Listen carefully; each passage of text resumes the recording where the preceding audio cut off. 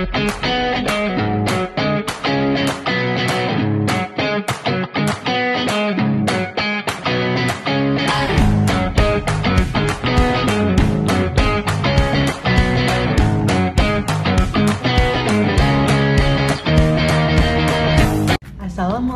warahmatullahi wabarakatuh.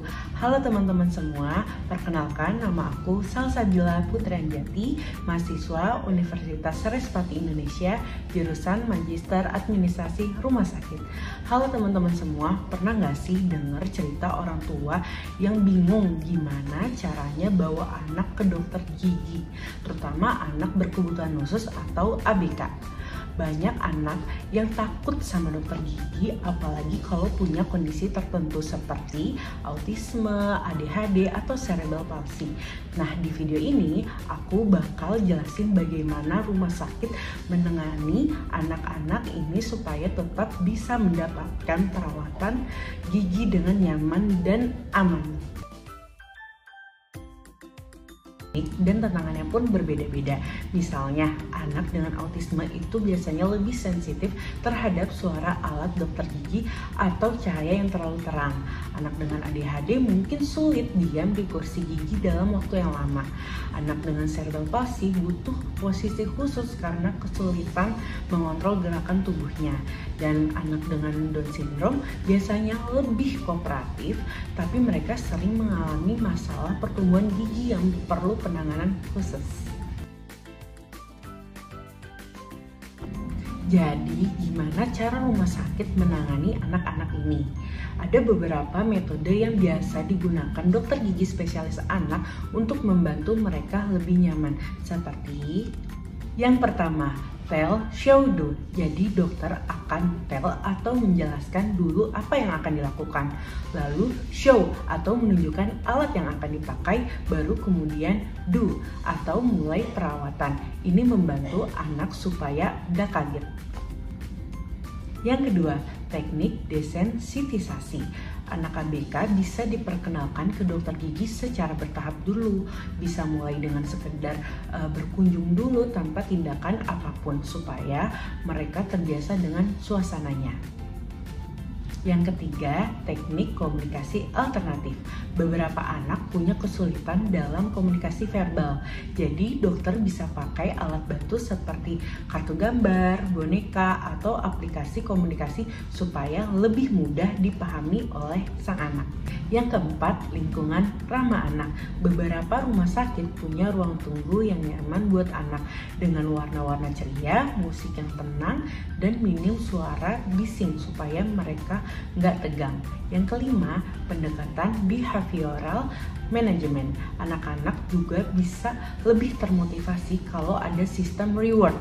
Misalnya dikasih stiker atau hadiah kecil setelah pemeriksaan gigi selesai.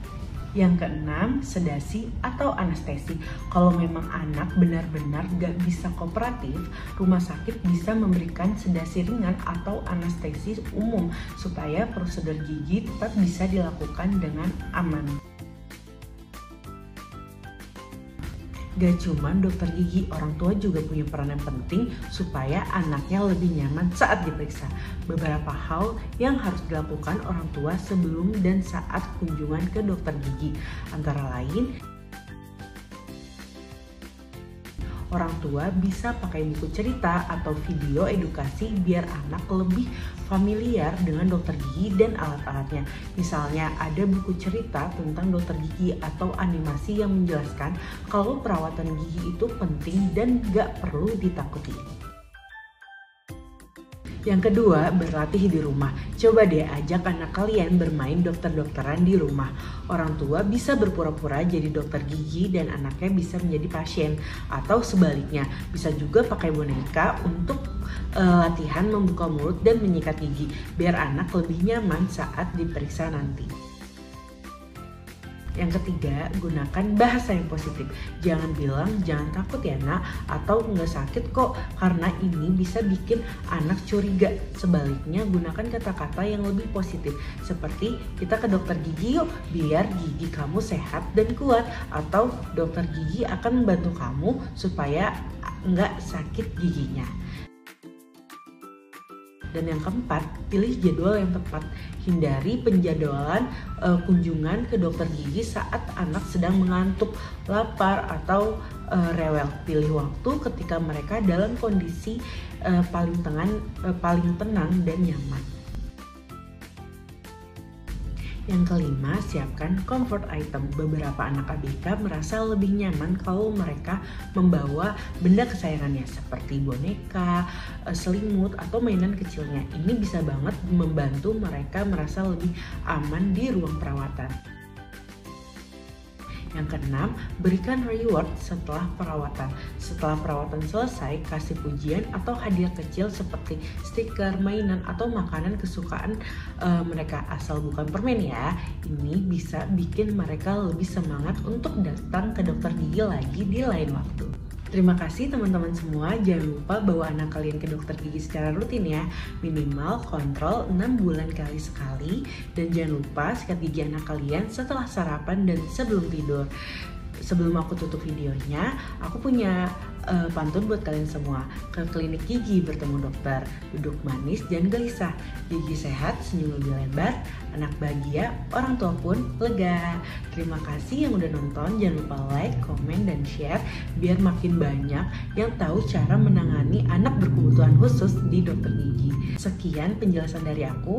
Wassalamualaikum warahmatullahi wabarakatuh.